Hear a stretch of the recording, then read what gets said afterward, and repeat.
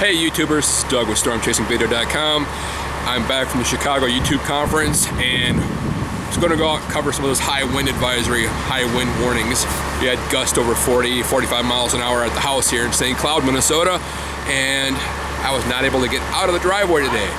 Here's why. We have Excel out here doing a fantastic job of rushing to get the power back on at our house.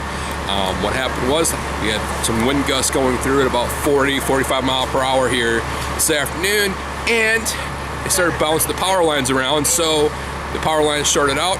And check out this video. We got the power lines sparking, arcing, and it's pretty cool. So stay tuned for our next update, and if you want, hit the button down below here to subscribe to our channel if you're not already subscribed.